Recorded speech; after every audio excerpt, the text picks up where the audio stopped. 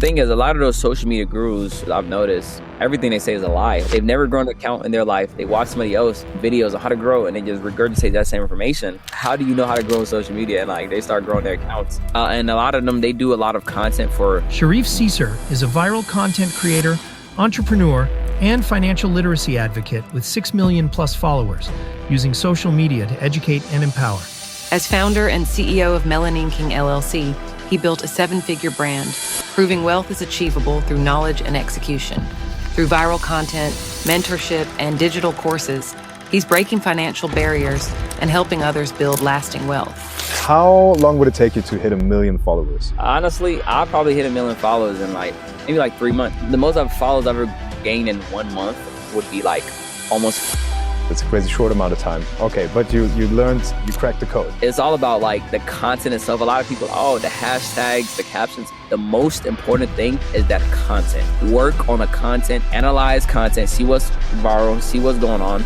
You can luck out and get 10,000 followers, but you can't luck out and get 1 million followers. That's not happening. What's the secret sauce behind every viral post? If there was one secret, it's Sharif, aka the Realmelaninking, on the pod today.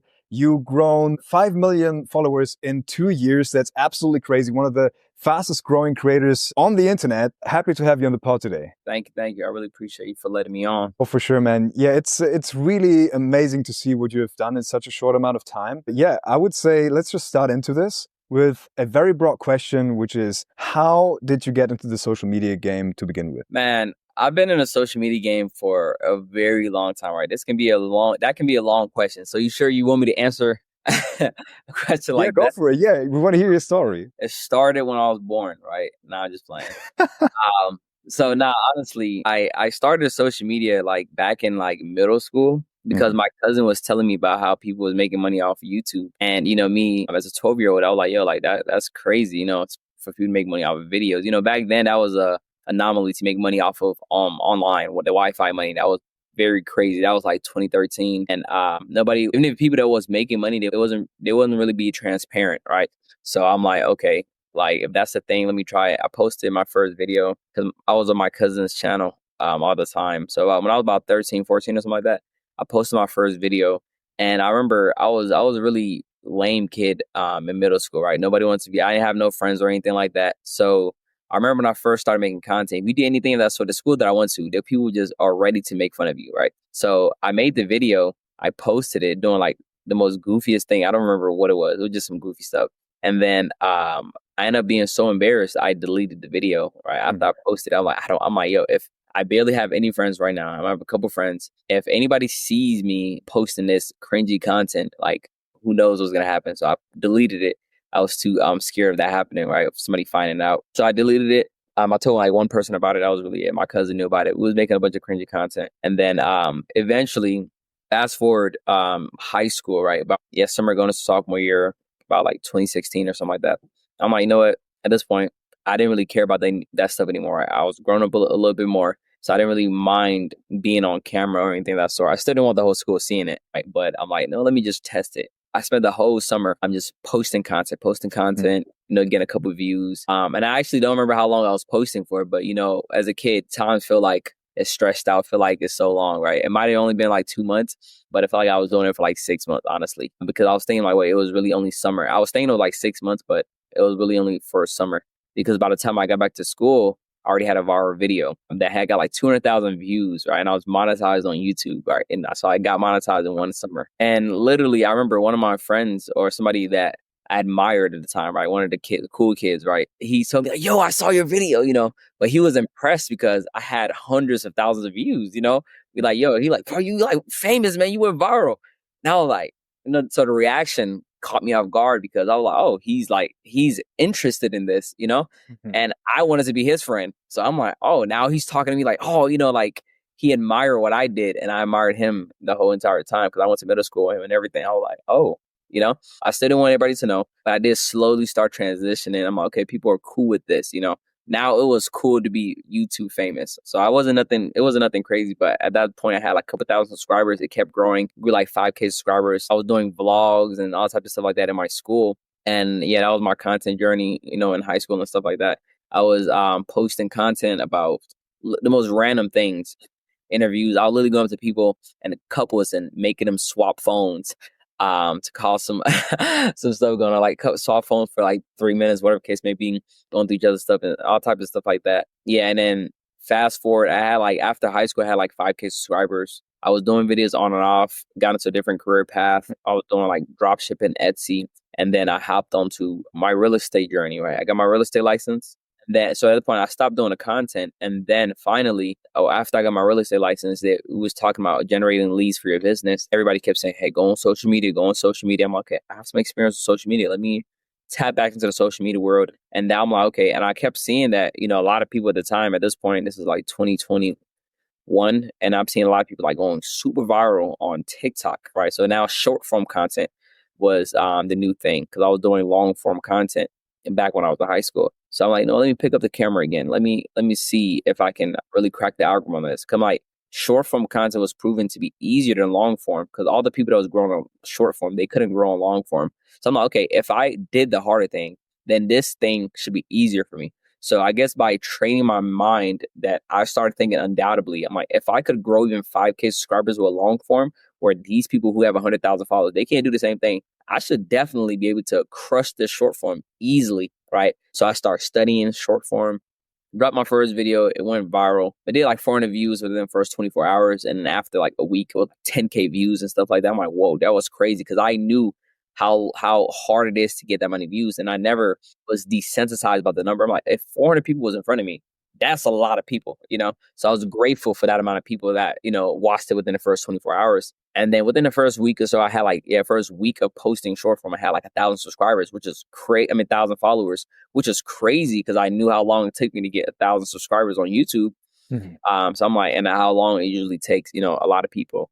And then within the first 2 months, I had 100K followers on TikTok, and then just kept posting from there, posting on there. I was on news outlets and stuff like that, some news channels picking up my content, posting on there, doing interviews with me. And then later on that year, I hopped onto Instagram, and then Instagram, I grew 200K followers in 2 months. Actually in 1 month, because it was 100K in 2 weeks, another 100K in the next couple weeks. So 200K in the first 30 days. And it was absolutely unbelievable.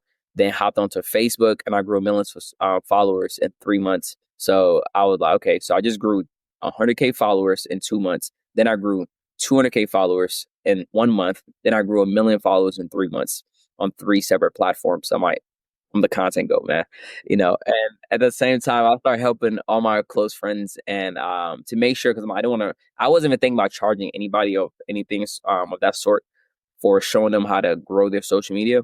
So I just helping my friends, and I'm like, whoa, like they're getting crazy results. So I remember the time I started agency, and then I started helping other businesses, be able to grow their social media. First client grew 100K followers in 3 months, and yeah, I just kind of been up from there, right? So to make a long story short, I really went all in 2022, and then within that year, I grew about 1 million followers. That's absolutely crazy. So many pieces of what you just said is so interesting. So let me ask you this. I'm curious. So the first video where you cracked, I believe it was 200,000 views. Do you still remember what that was? 100%. What was it? So yeah, you referring to when I was talking about the YouTube, right? Yeah. So I was doing a lot of research, because I realized, though, if I become obsessed with this thing, there's no way I can fail, right? If I'm just studying as much as possible on this material, like I'm just gonna give myself the highest chance of success. So I started studying the people that was in the position that I wanted to be in. I started following in their footsteps, and one of those was doing reaction videos, right? So the guy that I admired, he was doing reaction videos to blow up his account. So I did a reaction video. So like the duet content, right? I did a reaction video to a music video. It was a Korean music video, right? K-pop. And that's what I did a reaction to. It was like Korean rap. That's what it was. And yeah, it went absolutely crazy. Made me like $600 from that one video, which I was like, whoa. In high school, like I just made $600 from a video, and I was making like $150 a week for my job, So. Oh man, it's impressive. It's also cool to see that you were very structured when it comes to this. It sounds like in the beginning you just tried a bunch of stuff, but then you try to really, like, Mr. Beast style, analyze what the big ones are doing right. And how much time did you spend on average back then and also maybe now in contrast to study what actually works? And how are you different in picking up on these things? Because some people watch this kind of content constantly, but they can still figure out what these elements and parts are that make a video actually go viral. So the thing is really all about having that addiction, right? So took my time, just studied every little piece about what makes a video viral, right? Why is a video viral and what components made that piece of content viral? So as far as time, I would say, like, if we talk about long form, I literally spent every single day for months literally just studying, like every single day. Like that, it was just every single day. I'll put at least a couple hours, and it probably would go up to even 5-6 hours a day because I was just addicted to it. And I was enjoying it. I'm just like watching video after video after video. Where now I don't really need to study content. I teach people, and when I teach people, I learn myself. Right, since I'm teaching so many people, I'm always learning new stuff. I'm really teaching so many different people different things and stuff like that. So now it don't really take too much time to learn new things. I don't really watch videos on how to grow on social media. I just talk to anybody that I know, like, hey, what are you doing differently? So now I might, do it maybe like an hour a week, wherever the case may be, or so. Because I'm still like on new platforms, I might watch some content on how to do it. So maybe like an hour every 2 weeks or so, honestly, hour a week. But back then I was spending about like a couple hours a day at least watching videos. And that's like 7 days a week, every single day. Cause I didn't care. I just was addicted to it and I was learning. And I feel like the reason why some people still fail even after watching those pieces of content, I just really feel like they're just not hungry enough. I'll be honest with you. I feel like they're not hungry enough because like I did the research on YouTube University. I didn't pay for any mentorship, any courses or anything like that. I grew 6 million followers essentially for free from YouTube University. Right now, of course, when I grew my first 100K, 200K followers, it's going to take a lot longer if you're going to do it by yourself versus if you was to learn from somebody, undoubtedly, right? It just helps you fast track everything. But I think the key component is being addicted to it. I'm like, yo, like at the time I was working a 9 to 5. I had my real estate career, but it wasn't going nothing crazy. So I was still working my 9 to 5. So I was just so hungry. I'm like, I'm going all in. So I'm like all in. I think when you have your back against the wall like that, and I was in a lot of credit card debt too. I'm like, I need to get this thing, gone. So when you have your back against the wall like that, it just really triggers something in you to just really go just crazy and just unlocks a new ability. But I do believe the key is literally being addicted to it and doing as much research as possible. And of course, testing, because a lot of people may watch content on how to do X, Y, and Z, but it doesn't mean anything if you're not going to actually implement those techniques. So I feel like that could be another thing too. A lot of people watch content on how to do it. They might have their own opinion. Oh, I don't think this is really going to work. Or they might be thinking, hey, I don't really feel like implementing this right now. Or they might implement a little bit of it and then they will stop being consistent, right? There's a couple different components: consistency, addiction, and just overall just really being hungry for it, right? Those are the key things. I feel like that's the only difference. I don't feel like what I did, nobody else can do it. I don't think it's just me being super smart or anything of that sort. I never had the best grades even in school, but I was hungry for it. And I knew undoubtedly, I believed in myself that I was going to get to the next level. And like I said, me having that confidence that I was going to be able to blow up in short form translated because of the fact that I had a little bit of experience with the YouTube long form, right? Because like I was so sure of myself because of the little success I got from the YouTube that I knew undoubtedly this short form stuff is gonna go crazy. And maybe even that triggered me to go even further than everybody else because I'm like, yo, I knew 1,000,000,000% because I saw one of my cousins had a couple 100,000 followers. And I'm like, yo, I'm like, when it comes to this kind of stuff, I'm better than all these people at this thing. These random people out of nowhere, somebody grandma is having 100K followers on TikTok. I'm like, yo, I knew undoubtedly I was going to grow faster than them and do better, right? Because of how much confidence I had in myself. Man, I really love that. First of all, this transformation from the outsider and, then the cool guys coming up to you like, hey man, how on earth Are you doing that? It's crazy. That kind of leads, first of all, that's beautiful to hear, right? Because I believe many people underestimate themselves and they try to fit in and they don't know what to do, how to behave. They want to hang with the cool kids, but instead just doing the thing. You did the thing that you were afraid of because you were afraid of being judged. You just went out there and did it, right? Regardless of what anybody else would think of you, right? And I believe that also to be one of the core components. So many people try to do like faceless channels and all that works, right?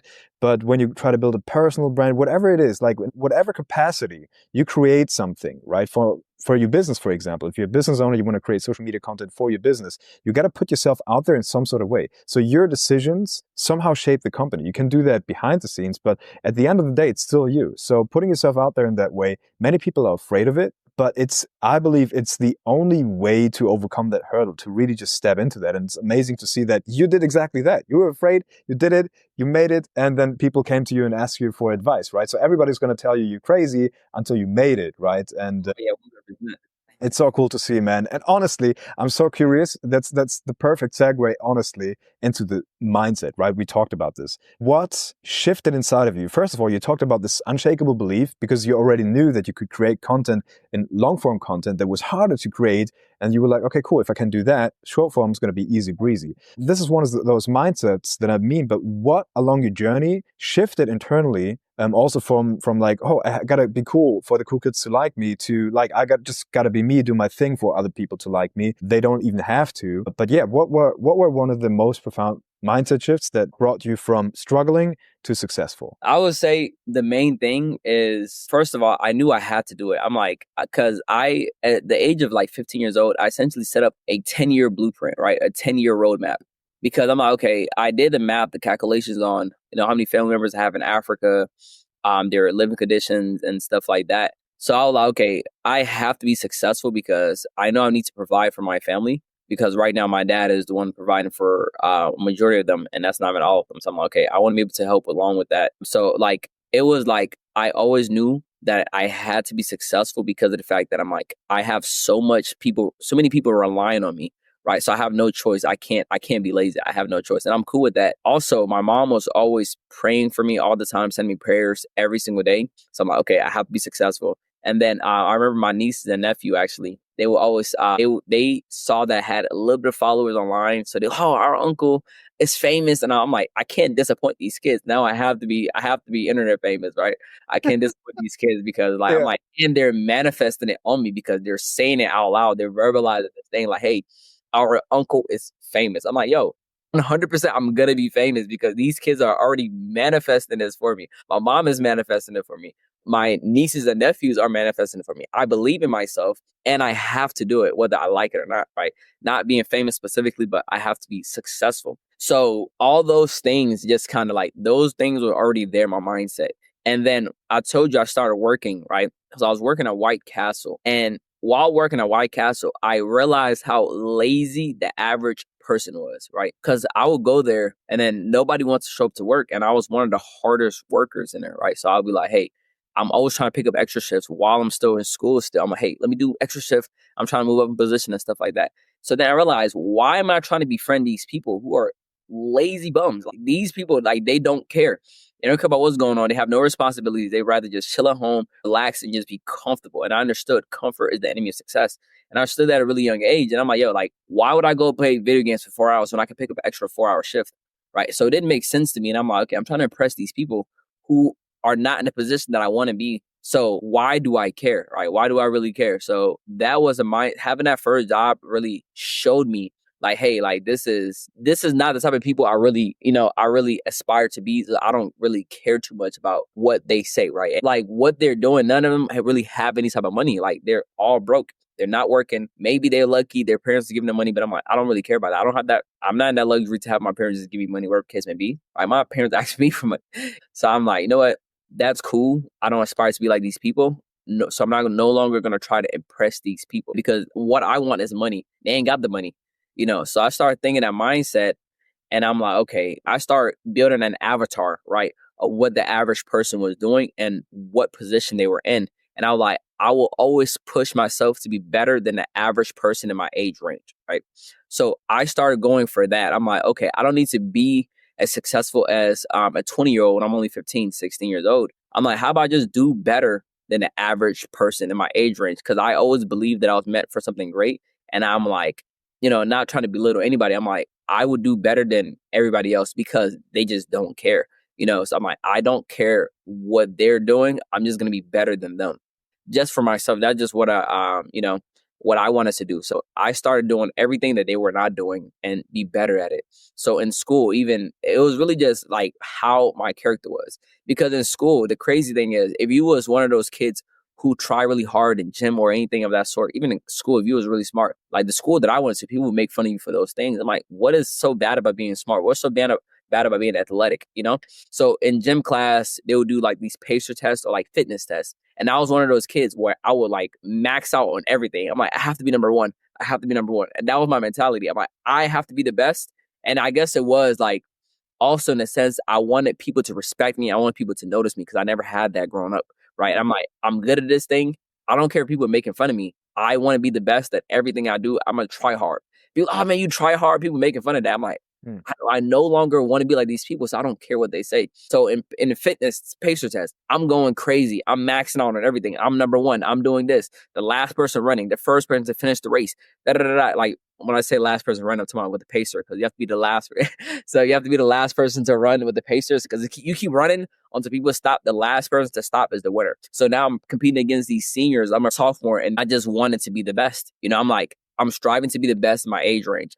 I can at least do that instead of trying to be as successful as possible, at such a young age. So by 15 years old, I remember I bought my first car. I didn't even have a license yet, right? So I'm like, okay, cool. The average person is not doing that. Nobody at 15 is buying a car, right? I saved this money.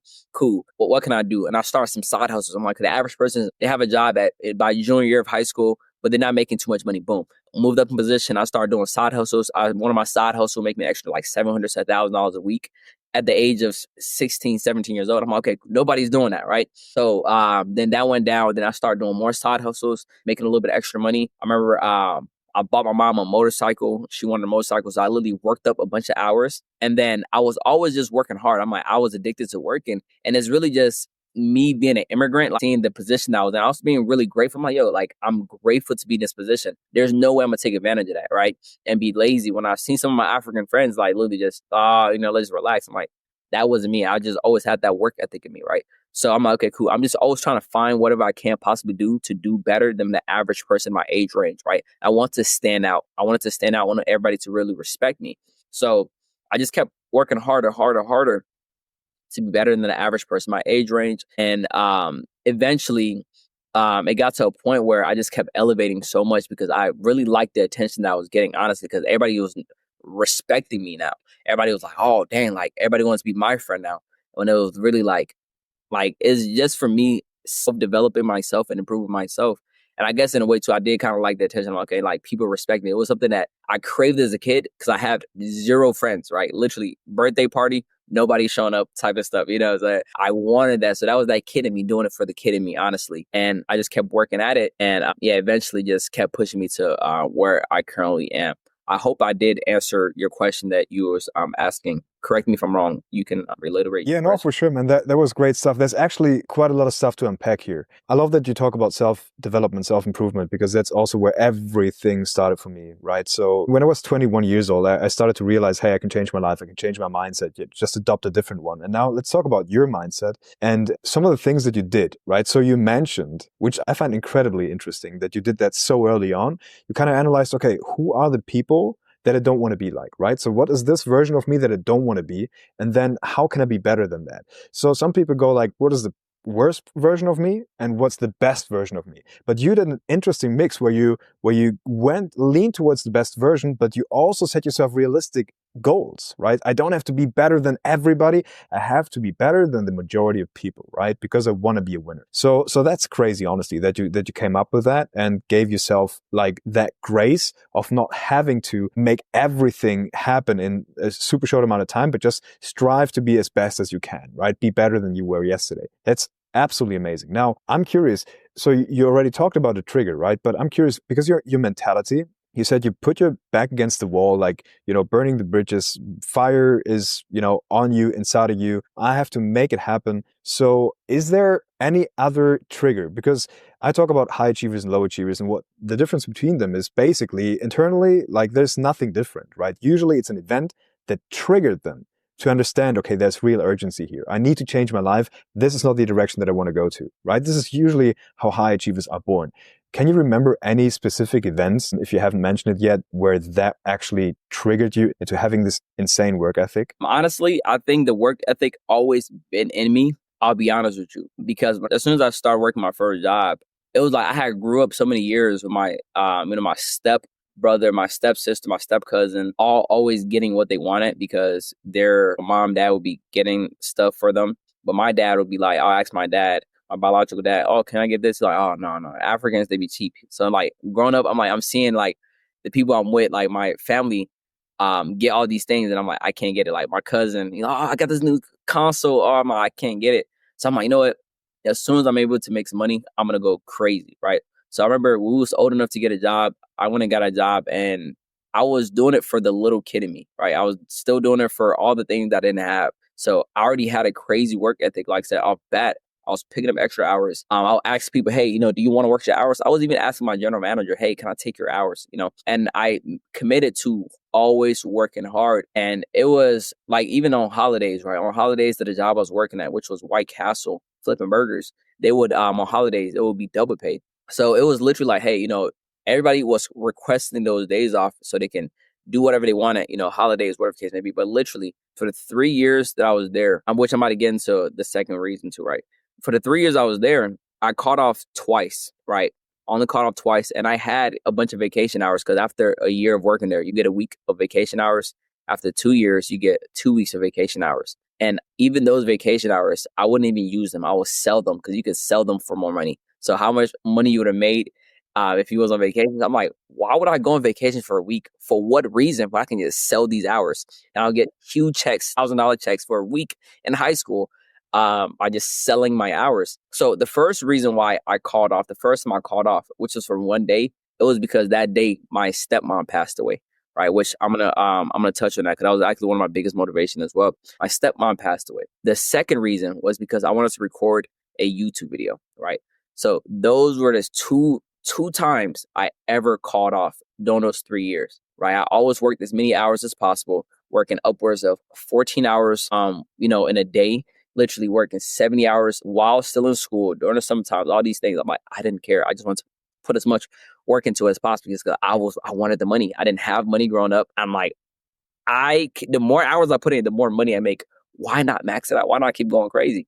And I keep making more money. I could put myself in a better position. I could put my family in a better position. Even if it's nothing crazy, it's a little bit of something. Like I said, I was able to make that money and send that, bunch back home in Africa, give it to my family and stuff like that, which makes me so happy. So I was already motivated. And then my stepmom, like I said, she passed away when I was 16 or 17 years old, right? And that was one of my biggest motivations because she did always treat me really well and not like the evil stepmom, you see in movies and stuff like that. She actually treated me really well. And I came to the U.S. like, oh, I'm going to have a stepmom, my mom, I'm going to treat her horribly, da-da-da-da. That wasn't the case, right? But she was an amazing woman, treated me really well, just like a mother, right? So she passed away from a heart attack when I was, like I said, 16, 17 years old. And she always aspired to be as successful as possible, right? She was already making good money. She was making six figures. And we was in a really good position. We had a nice house, living good. Everything was nice as far as living conditions go, right? She was not the most responsible with money, but we had a roof over our head. Everything was good, taking us to school, keeping us fed and stuff like that. So that was all well. And she had like a few other kids as well too. So I got some step siblings. And when she passed away, we had to move into like a tiny apartment where I was back sleeping on the floor, right? So she passed away, but she was the breadwinner, right? She was the breadwinner, made way more money than my dad. So now we have this tiny place and I'm sleeping on the floor and I no longer had the bed, no comfortability anymore. And that was another thing that lit a fire in me. I'm like, she never lived to see her dream of having the dreams that she wanted to, have. All the things she always told me about. She'd be like, hey, I want to have a house like this with X, Y, and Z. So I'm like, I can I can take on that will and let that dream live on in me, right? So I'm like, now I have to be even more successful because I'm like, hey, I can have that dream house because I want it myself, because she made me think, oh, dang, I could have the same thing too. Like, oh, I wanted to see her get it so we can all experience it together. But now she can't get it, right? And I'm not going to rely on anybody else in the family to get that thing for her, even if they want to, right? I'm going to get that thing in honor of her, of course, and of course for myself, because I wanted these things as well too, right? But that's another thing that really pushed me, because I'm like, that was when I started my side hustles, when that whole situation happened. Because back then, cause before that, I would just work my 9 to 5. I wasn't doing anything more, but that was something that definitely lit it, fired me to start doing even more on top of what I was already doing, right? So I really started going more crazy with the YouTube, started doing 3 posts per day, all types of stuff like that, really going crazy and locked in on stuff like that. Even though eventually I did fall off, but I still caught myself at the end of the day. But that was one of those things, because like she wanted a house, a huge mansion with a pool in the backyard with X, Y, and Z. She wants to be able to do X, like a bunch of stuff that she didn't get to see, and passed away at a really young age still, in like mid 40s, So now I have a responsibility as well to be successful, because that's what she would have wanted. And all she wanted to was literally to see me graduate high school. That was one of the things she always said, because I was on the verge of failing high school. So now, as soon as after that whole situation happened, unfortunately, I started working even harder. My grades started going up, and I'm like, I'm going to do this for her and of course for myself. I started going to after school classes, and I started taking extra classes so I could get ahead. So by the time I was a senior in high school, so the following year, my grades were amazing, and I was able to even do less hours in school because I already had all my credits and stuff like that. So I could like only go to school for like up to like 12 p.m. and then the rest of the day now have a lot more hours to do more work. So that's what I was doing. So yeah, that was another one of those things that really motivated me to just really keep pushing. Wow, man, you are a magician, honestly. You are able to transform energy in crazy ways. Other people being in that situation, they would, maybe you had all kinds of adversity, right? You came from a completely different country to the US. You had to start from scratch, had a new family, like all these things. Then in school, no friends. Like I know how it is. Like I've moved places in schools. Like I don't know, I can't even count how many schools I had. I did an entire video about all these schools, and I just showed them the middle finger because I hated school so much. Honestly, it was easy, like eight schools or something, because you're a creative person. You want to do something. You want to create something cool, but then you kind of put into this like square, and it's not you, but you know that there's something inside of you and you want to make it a reality, you want to make it happen, and then nobody else knows what's going on in the background. Nobody knows, but then you also kind of, you have this internal fight because you feel like, why can I not have lives that other people live, right? Why are things hard on my end? And somebody could be like, okay, you know what, my situation is just, there's nothing I can do about it. But you go ahead, you take that energy, you take those emotions, and you transform them into something incredibly productive. And that's a skill very few people have. But it's cool to see that it was these events that you used as fuel, right? And not everybody can do that. And I hope anybody watching that is in a situation where they're like, okay, things could be better for me. Well, it's in your hands. If I learned anything, if you want to be successful in anything in your life, you want to reach your goals, it's all about you, right? It's about how you approach life and what kind of urgency you feel also. So yeah, man, crazy story, absolutely. And I'm very curious because you take up responsibility like a sponge from everybody around you, right? So it feels like it, at least, right? So you take up, your mom's dreams, and then your nieces saying like, hey, he's famous, and you're like, I gotta show him, I gotta be there for them. So you take on quite a bit of responsibility. And I'm just wondering, and probably also people listening to this, how do you specifically deal with stress? That's a good question. I would say I'm a very optimistic person. That's just always been in me. So I would say I really don't stress out a lot. I would say here and there, especially in the last few years, actually getting to the point of what I would consider successful, it's when it's been a little bit more stressful, because now the whole family, everybody knows, like, oh, let me get some money. That everybody now, do you really need this? So I feel like it's been more stressful like that, because I feel like it's been messing with some family members, right? And some relationships with close family members. But overall, I feel like I deal with stress pretty easily. I don't get stressed because I always be optimistic as possible. Like the worst possible thing could happen, I always try to be like, it could have been worse. There's other people living in a condition like this. And just like really also being born in Ghana, like there is like, I'm grateful for every little thing, right? Just being here it makes it easy to be stress free because I'm like, yo, there's like, I have no right to complain about anything, be stressed about anything when there's way bigger problems out there. And I know, some people like, your problems are only as big as the world or the bubble that you live in. And, that's really the case. But I've seen both sides and I can't like get that out of my head. I can't brainwash myself to forget those things and I won't do that. So I understand there's way bigger problems. People are going through way worse things. So I really don't get stressed out like that. Like,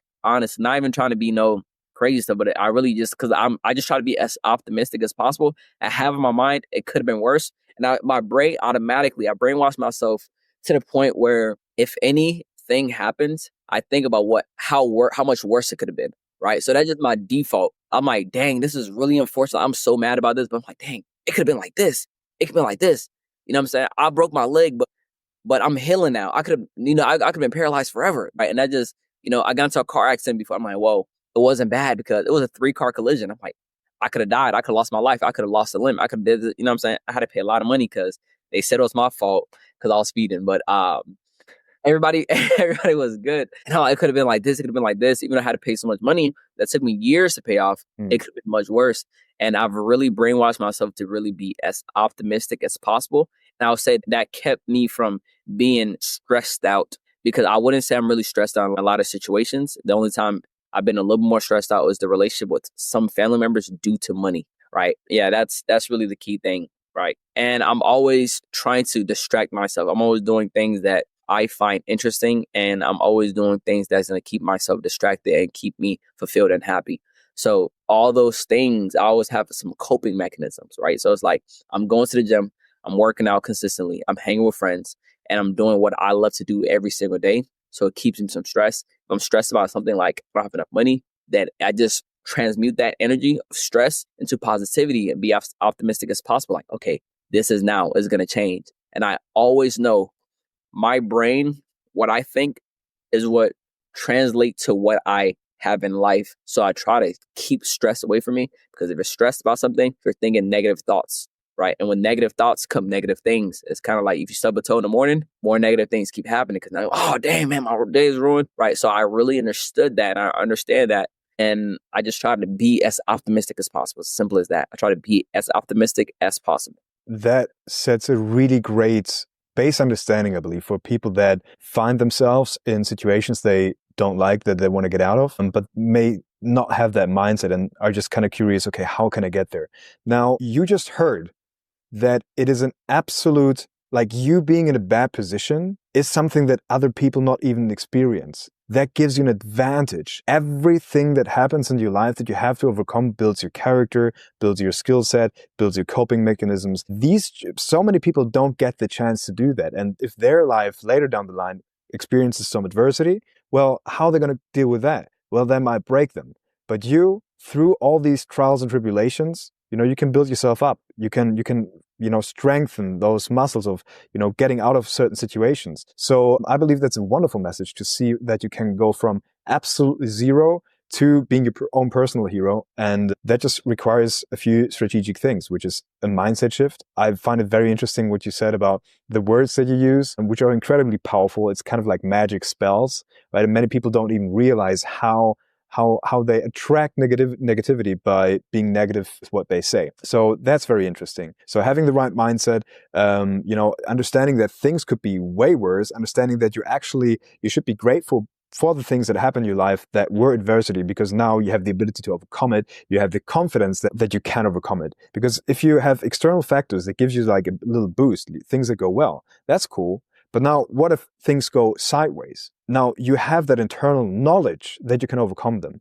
And I always like to ask myself the question, which is probably similar to yours, like, what's the worst thing that can happen? And I like to put things into perspective. What's the worst thing that can actually happen? Like, let's say I have crazy debt, I don't have any money. I maybe even, lose the roof over my house. Like, what's actually the worst thing that can happen to you? And if you look at the great scheme of things, like we all have a finite amount of time on this planet. So what's it all in the great scheme of things, right? You can overcome things. You can just realize that life is there to be lived. And I'm curious now, you said that you actually, so I'm curious about your routine. What does your routine look like, and how do you keep yourself like on a positive plane, I would say? And what's maybe some things that you cannot, live without? And how do you incorporate also breaks into your routine? That's a really good question. So as far as my routine goes now, because I can say what my routine is now, typically I'm waking up around like 5 a.m. And the first thing I typically do is I wake up, I pray and meditate, just so I can really just get my mindset right. I do it every single morning. I have the Google Calendar, and it has my routine for every single day. So pray and meditate first thing morning, praying and then meditating for about 10 minutes. Typically would like record a video. I'll play a video on YouTube, right? So that's my routine within the last 3 months or so, just to really make 2025 different, right? Before that, honestly, I would just wake up and literally just go about my day, literally just hop straight to my laptop and just start doing a bunch of content research and literally just doing as much research as possible. And once I have some research done, I'll typically go to the library, right? I'll research some content. I'll go to the library, and sometimes I'll be like in the morning, I'll doom scroll a little bit, right? Doom scroll. I don't know if you know what that is, right? Yeah. Doom scroll up, just watch some random videos, and I'll honestly just go to the library. I always go to the library, even to this day. I've been doing that for years, right? For the past, since 2022. I will always go to the library first thing in the morning. The reason why I do this is because of the fact that like that is a place where there's silence and I can just focus, right? So I always take myself out of the environment of comfort, because comfort is the enemy of success, like I said. So I would leave that wherever I'm comfortable at, and I'll go straight to the library. And then there at the library that I go to, they have like a filming booth, right? A filming studio. I'll go in there and then get everything set up. I record my content. After that, I'll go get some food, whatever case may be, do some more content research. I'll hop on a call with me and my friends always having masterminds, right?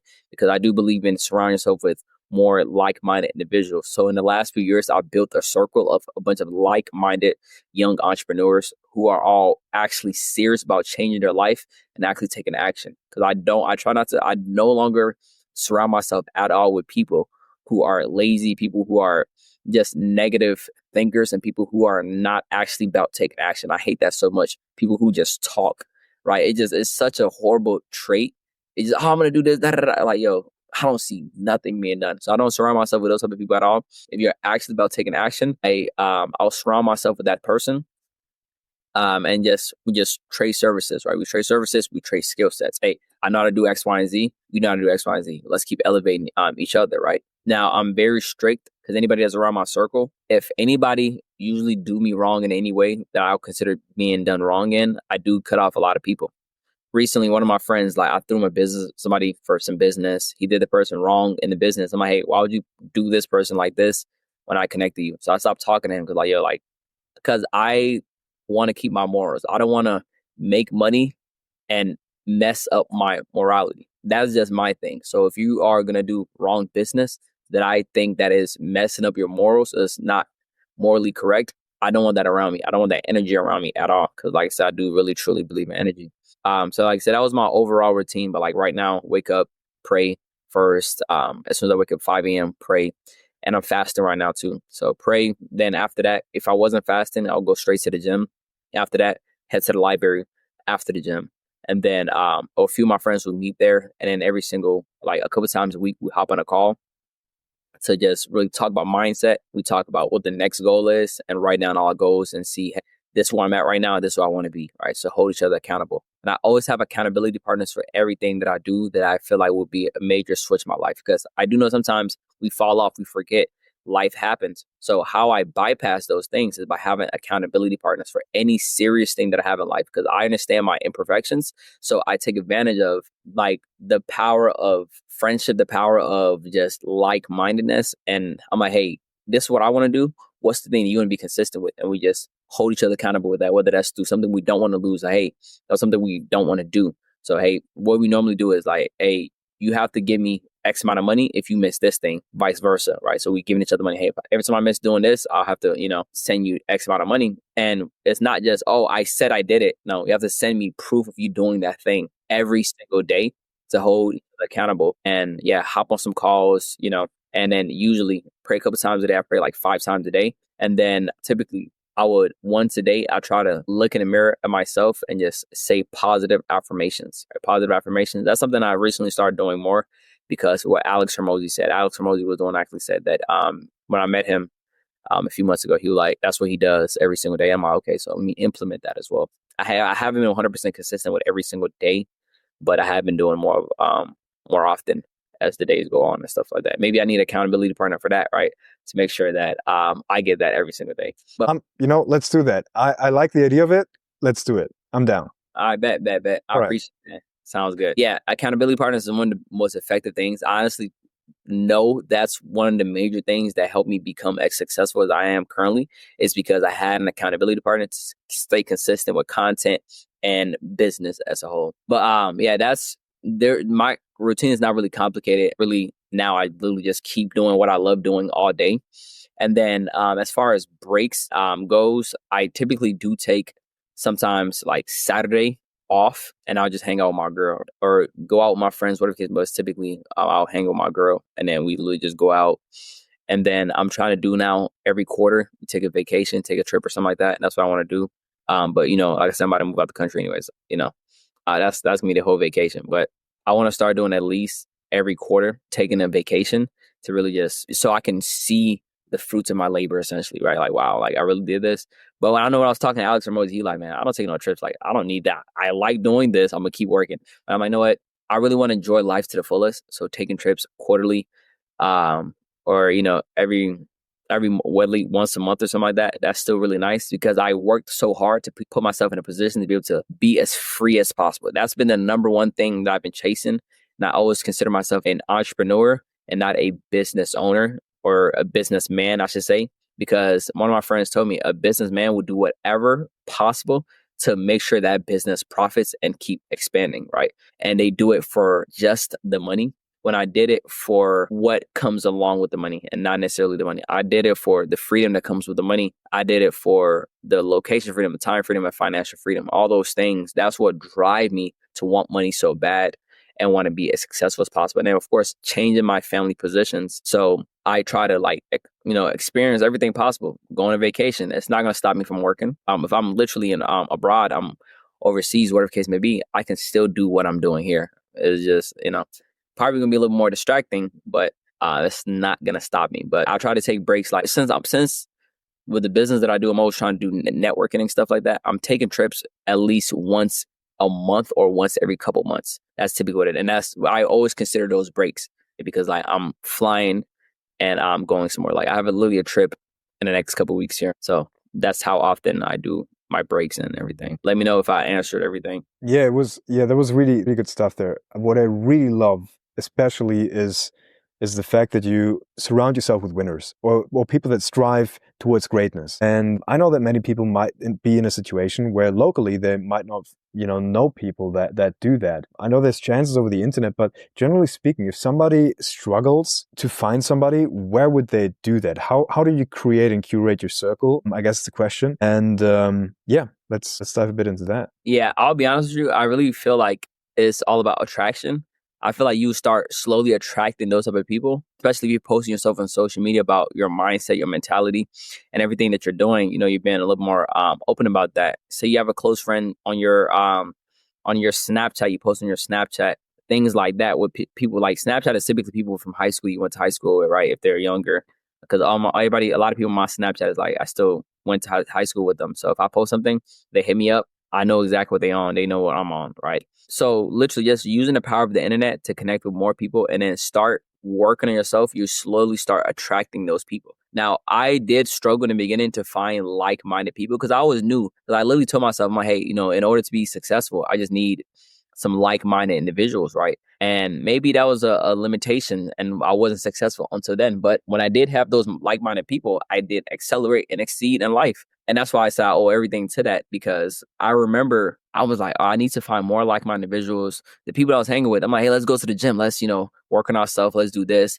I'm like, here, like, let me help you get a credit card. Like, oh, I don't feel like doing that right now. Da, da, da. I'm like, I can't force you to do those things. And then one day I went to something called the Ghana Fest. And I met one of my friends that I went to high school with, and I helped him start a YouTube channel back in high school. But I didn't think he was anybody serious because he stopped doing it. And I'm like, okay, if you can stop, because I remember he came to me, he like, hey, when do I start making $1 million a month? I'm like, bro, I don't even make a million. Like, we're 16, 17, $1 million a month. Like, I'm like, maybe this guy is like, maybe he's not the right person I thought he was, right? So I stopped, interacting with him because I'm like, okay, this guy is silly. Like, what are you talking about $1 million a month? Like, like, and I'm like, you're not. And then when I told him like, you're not gonna make $1 million a month right now, like, I'm like, I don't. You think I'm making $1 million a month? That's not happening. He ended up stopping. But when I saw him, he was like, oh no, I didn't stop because of that. I stopped because the person I was doing it with, he had all the equipments, and his parents told him to stop. So I never took the time to understand why he stopped. I just assumed. And he had told me what he'd been up to, the side hustles he was doing, and I saw that he was a very like serious person. He was actually about taking action. And that's what I'm saying. Like, it's not about who's already successful, it's about who's actually serious. Because before somebody was successful, they was broke, they were poor, So it's like everybody have that potential if you have that work ethic and you have that mentality.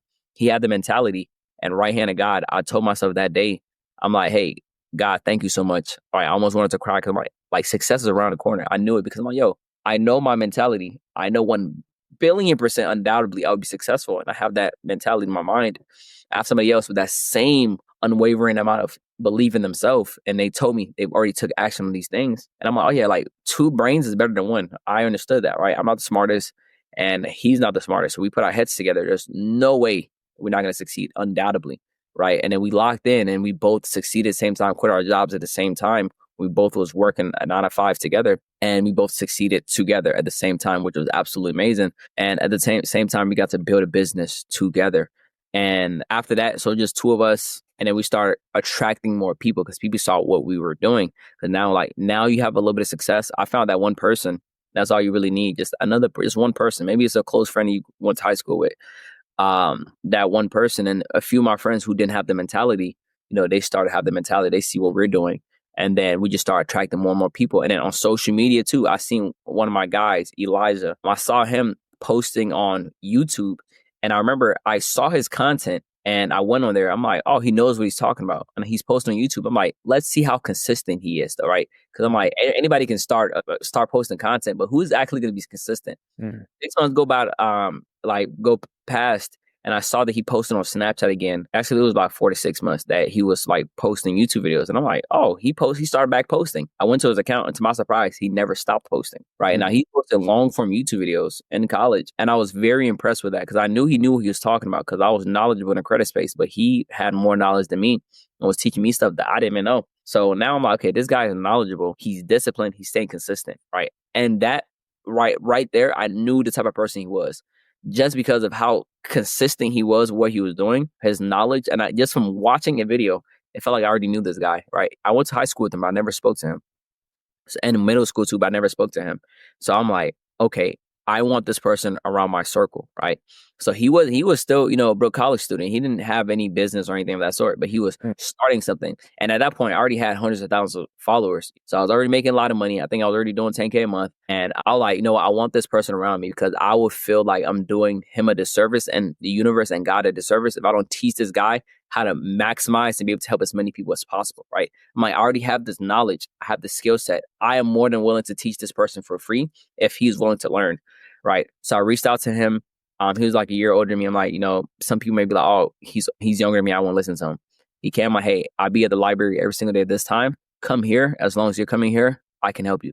He showed up every single day. I helped him grow up his personal brand, grow 100K followers on one platform, another 100K followers in 4 months on another platform, and continuously growing his accounts. And I just showed him because I'm like, the information you're giving out there is not wrong, and you know what you're talking about. It's not about the information you're giving, it's about the structure. I've mastered this because I've taken my time to learn this. You don't have to learn this. I can just help you, like I said, fast track it, right? He was just posting content, but I can help you fast track it. And I was able to help him fast track everything. He went from, a couple thousand followers to hundreds of thousands of followers because I already mastered his skill set. And now he can start teaching me his skill sets, and we're trading services, right? So now I started building more people, and then literally more people start coming around. This person reached out to me, a family member. Hey, we have this cousin who's doing X, Y, and Z. Reached out to him, helped him grow the 100K followers, helped this other person grow a couple million followers. And then it just kept building from there, right? So I started attracting those people. From connecting with one person, we just built ourselves, and everybody else started coming in. And I have no issue with having more people around my circle because I just want us to all elevate together. And if I try to say, hey, I'm going to make all this money by myself, it's like, what is the purpose? What is the point? Because now he's helping thousands of people, be able to, repair their credit and stuff like that. And I have a business partner with me that we could do business together. And he taught me some new stuff about this space that I didn't even know about, or that I thought I was knowledgeable, and he teaching me new stuff. And then also on top of that, he helped me gain even more income streams because he knew something that I didn't know. Oh yeah, hop onto this platform. Now hop on here. So even though I didn't even charge him anything to teach him this, the thing, he ended up making me way more money than I would have charged him, right? Because of the connections, the relationships, and us doing business together, right? And so literally build yourself up. You will attract more people that are on the same path as you, and also leverage social media.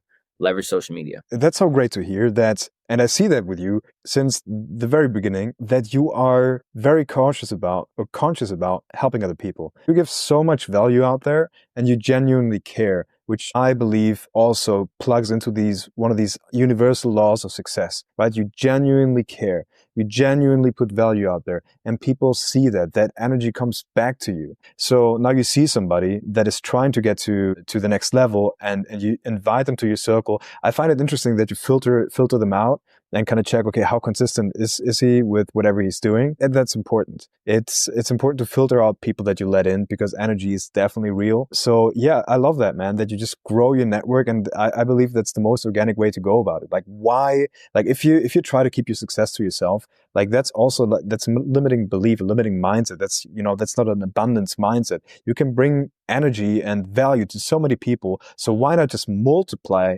love and success? And yeah, man, that's a really, really amazing message, because I believe many people are in between. I know I was back in the day cutting off almost all of my friends because they were not going anywhere. They didn't see my vision. I still had to work on myself. And so I was in this limbo for quite a while of not being, successful for the people that I wanted to be hanging out with, but then too successful or too ambitious for the people that are left behind. So it's like this in-between stage. Do you have any last tip when it comes to those kind of people that feel like they're in between there and they're not successful yet to reach those people that they want to attract? Yeah, how can they go about this? But that, what I would say is, you want to, of course, analyze the position you are, and you want to actually be the lowest person in a group, right? Because strive for the people that are in the position that you want to be. Even if you are at the lowest point, guess what?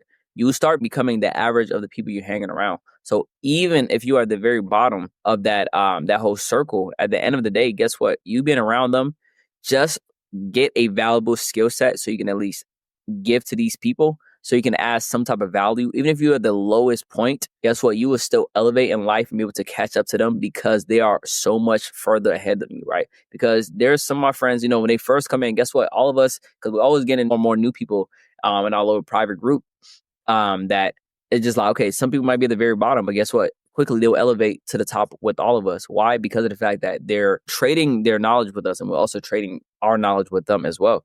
So there's absolutely no issue with being the lowest person in a certain group, because guess what? It just makes you more motivated to strive to provide them more value, and it's going to help you become the average of those people. Because what do you want to be? The average of the people you are striving to be, or the average of the old friends you used to be with, right? You pick, right? Because you can't go back to the old ones. You have to go to the next one. And sometimes it does seem a little cruel, but sometimes you do have to be selfish, right? Because a lot of my friends, when I stop hanging with them, they're like, oh man, you're being fake. You're being this, that, and that. I'm like, I'm not being a fake friend. It's just, I try to do this stuff with you, with y'all. But you said, oh, I don't want to do this, right? Because I'm not going to cut y'all off. Like, oh yeah, I'm done. You guys, I'm better than you guys. None of that. I'm like, hey, this is what I'm doing. Let's do it together. You said no. I kept doing it. It's as simple as that. We stopped hanging out as much because of that reason. It's simply because this is the new thing. This is what I'm spending my time on. And guess what? All those people are still in the exact same position. Not any bad feelings or anything with them, right? But now they reach out to me like, oh, bro, how do I get there? Hey, I try to help you. I'm like, hey, I said do X, Y, and Z, da, da, da, da. You ain't do it. I'm here. I can't help you, right? I can't help you. It's already too late. I try to do it with you. I'm always going to be here for you. And sometimes, I might still, help some of my old friends, whatever the case may be. And, but it's like a lot of them just like, they're not really about it. They just not serious. And I just hate wasting my energy on people that's not actually going to take it serious. Right. So now I'm like, my time is so valuable at this point that I was like, if I waste my time working with somebody to help them out, and then they're just like not serious. It's gonna make me more angry, and that's gonna cause me more stress, right? Which I'm not a very stressful person, so I don't do it because I've done it to family members, help them do X, Y, and Z. They will stop it. That is the worst possible thing. People, oh, I'll give you my word, I'll do this. I'm like, now, I'm like, you know what? Depending on the person, of course, typically I'm like, okay, if this person paid me and I'm helping them, that's a whole different situation. Because hey, I already got my money. You didn't.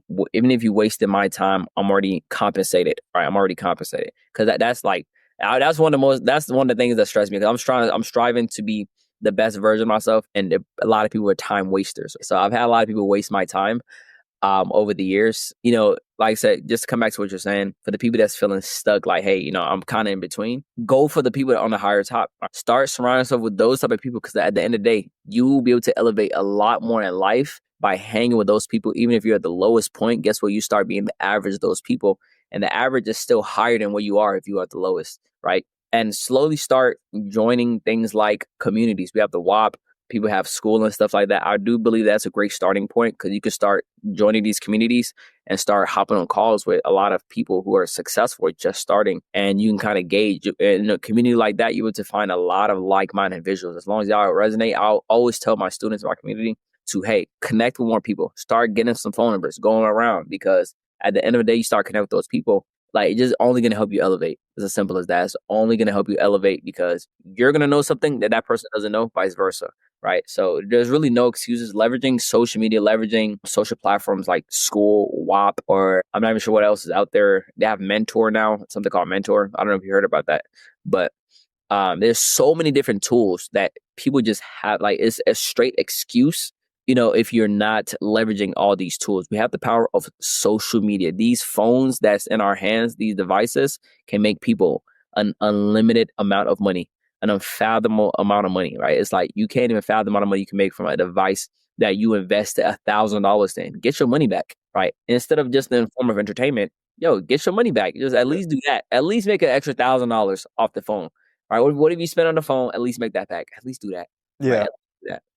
I believe that's a great approach to doom scrolling. If you kind of like, imagine you sitting in a cab, like, how much is that costing me per second? I bought this. How much is it costing me right now? So man, that's awesome advice. So in a nutshell, to recap what you just said, cut people out of your life if they don't match what you're striving for. Not because you're a bad human being, but because it's just going to create friction for the both of you. Right. So you're not going to be present for them because your mind is somewhere completely different. They are not going to, they're going to drag you down with whatever. Like, if they're negative, that's definitely something, that's going to be tricky if you want to elevate yourself. You're already dealing with quite a few things in your life, stress. So, why invite some more stress into your life? And then if you don't know where to get people, as you said, online, go to, there's events where people that are bigger than you go to in order to learn stuff. So you can go there, travel there, meet people there, and go on the internet, as you said. So yeah, that's how the gap can be closed. Man, that was really a lot of really great advice. Just understanding and seeing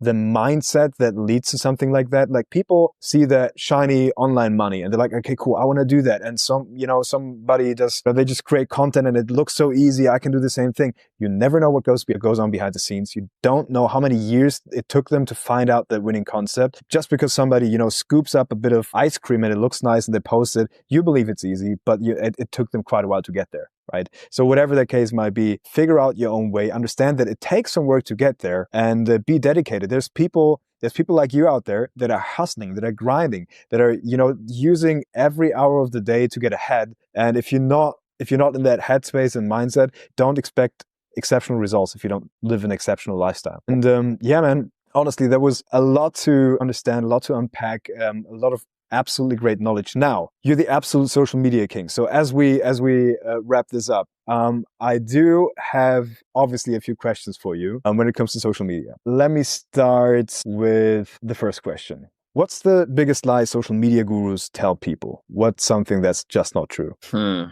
Let me think on that. I mean, because the thing is, a lot of those social media gurus, what I would say is, I've noticed everything they say is a lie. Like, because they like, the reason why I say it's a lie is because they give you advice on how to grow on social media, and they're growing their account, teaching you how to grow on social media. Like, how does that make sense? They've never grown an account in their life. They watch somebody else videos on how to grow, and they just regurgitate that same information. And it's just like, yo, you've never done, like, you haven't done this. Like, how do you know how to grow on social media? And like they start growing their accounts on social. It's like they just saying stuff. They don't know like they're selling products on how they can help you grow on social media and stuff like that. They've never personally grown on social media, So I say like that's what I would say when it comes to something like that. And a lot of them, they do a lot of content for vanity metrics. So it's like they teach you the most like outrageous things, like, oh, I go in your settings, turn this on. Like the things that they're telling you to turn on, they might like, oh, go in your settings, turn on X, Y, and Z. But like those things are already default. So the videos, I'll see those videos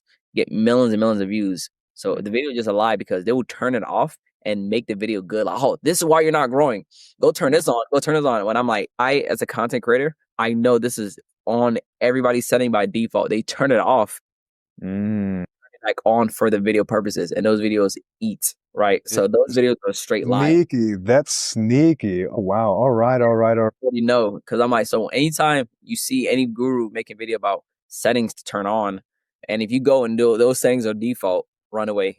Okay. You do that to make it sound good. You're gonna get all the saves. I'm gonna save it for later. I'm gonna go check it out. You're gonna rewatch the video going back and forth. No, it was already default. It was never turned off. Gotcha. Gotcha. All right. All right. Next question. What's the fastest way to go viral in 2025? The fastest way to go viral in 2025 is to recreate viral content. Right? It's as simple as if it worked once in an algorithm, it will work again. Right? You just start dissecting content. Right? Because what's that saying? Good artist copy, great artist steal, I think. Right?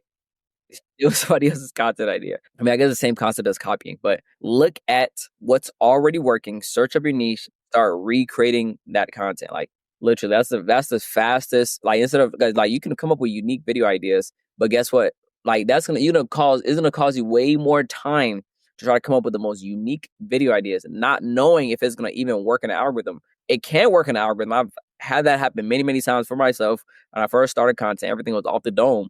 But I know for scalability and virality, quickness, you want to just literally just go look at what's already working. You can bar for bar somebody's video if you wanted to, but at least look at the concept and see what's already working and use that as a template for your own content. That is the quickest way to go viral. Gotcha. I want to specify for outliers too. Don't just look at anybody regular content or regular views. Look at the outliers. Look at the ones with the most views in comparison to the average view count. So the ones that spiked up in views in comparison to the average view count, those are the key. That's how you can find the golden nuggets. Exactly. Awesome. All right. If you had to start from zero today, how long would it take you to hit 1 million followers? Honestly, I'll probably hit 1 million followers in maybe 3 months. I'll say 3 months. Yeah, I definitely get 90 days. I can hit 1 million followers in 90 days. That's a crazy amount of time. That's a crazy short amount of time. Okay, but you cracked the code. You cracked the code. You know how the matrix works. And the most followers I've ever gained in 1 month would be like almost 500,000 followers. It was like 460,000 followers in 1 month. So I can do it in 3 months. That's crazy. That's crazy. What's the biggest mistake keeping people stuck under 10K followers? The biggest mistake, honestly, would be people not doing, like, their content sucks, honestly. Like, they're not doing enough research on the content itself. Their retention editing is probably really bad. So they're not knocking off all dead silence, and their topics are not interesting enough. Because, like, at the end of the day, you do all those things. Like, I've literally had students grow 10K followers a day for a week straight. I have had students grow 100K followers in a week, 100K followers in a month, and they're complete beginners. I had this lady, she's 55 years young, 400K followers in 4 months. You know what I'm talking about, right? Yeah. So 400K followers, and and 4 it's months. So crazy to see. Honestly, it's so crazy to see. Right, and then you get to witness all of that unfold right in front of your eyes. And on a path to doing 1 million followers by the end of the year. It's all about like the content itself. A lot of people, the hashtags, the captions. The most important thing is that content. Work on the content, because you can luck out and get 10,000 followers, but you can't luck out and get 1 million followers. That's not happening. Right? You can luck out and even get 100K followers, but you have to really know content in order to get past that 100K to 1 million. Now, you don't need millions of followers. I was chasing the numbers. That's what I was doing, the followers and stuff like that. That's how I got here. But like, even to get past 10K, if you're stuck at 10K, your content probably sucks. Analyze content, see what's viral, see what's going on. And, it's going to help you push past that. Or in some cases too, some people might be too niched down, right? I will always recommend going a little bit more broad, right? If you're stuck at a certain amount of followers, making good content, you're retaining a good amount of your viewers, the issue might be you're too niche down. So make a broader content, because guess what? If you're only getting 10K views on a video, 2K views on a video for your target, target market, guess what? You do a video a little bit more broad about the same topic, but it's a little more broad. So say, for example, your product is, or your account is about how to get in shape as a 40-year-old mom, right? If it was specific like that, right? Start making content, not just targeting that specific demographic. Make videos targeting how to, the proper way to work out for everybody, right? And then guess what? Them 40-year-old moms you're looking for, your dream client, your dream, audience you're looking for is going to be in there, because that video has a way higher ceiling to hit 1 million views, 10 million views than if you was to have such a targeted video for a specific demographic.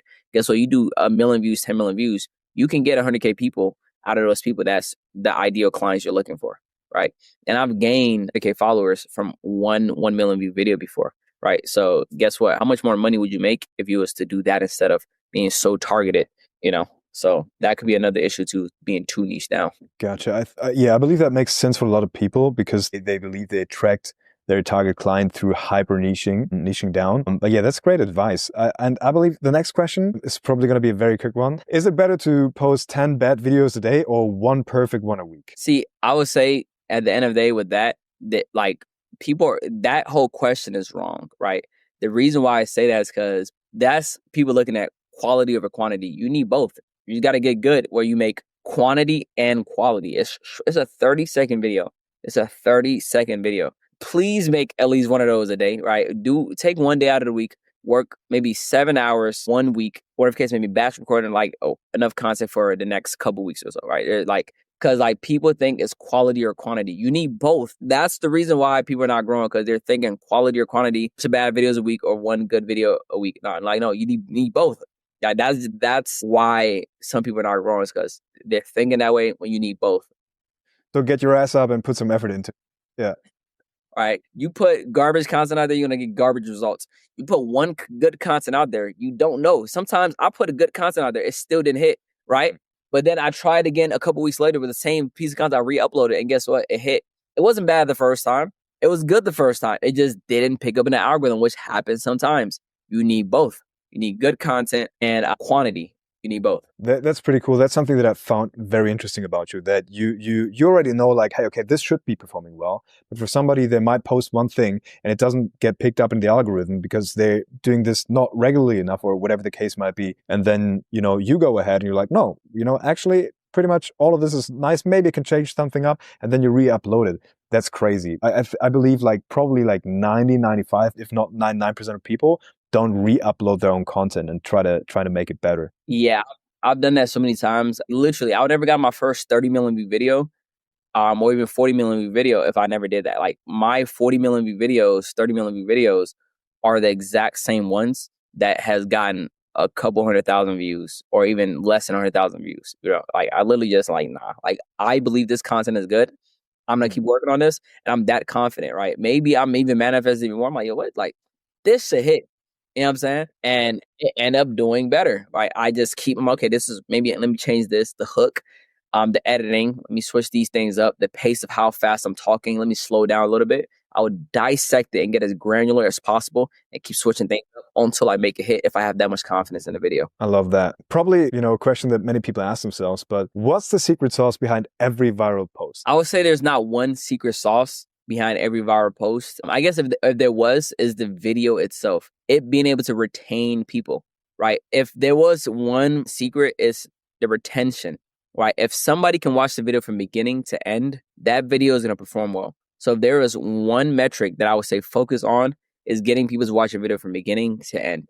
That is the key thing. No viral video went viral without people watching it. Right or wrong? Yeah. Right. Yeah. I'm asking you. So I'm like, yeah. So that's the number one thing, retention. So you need to focus on that. How can a random stranger watch my video, enjoy it, and watch it to the very end? That is the secret, if there was any one viral metric. But there's a lot of different things that go into making a viral video, but that's the most important thing. Because when they can't digest a video from beginning to end, that video ain't doing no numbers, right? So that's the number one thing I always try to focus on, which why I even come up with the whole term of retention editing. I edit it to the point where I make sure people are watching video from beginning to end. They're entertained the whole entire time based on the movements, the pattern interrupts, all those things and put into the video.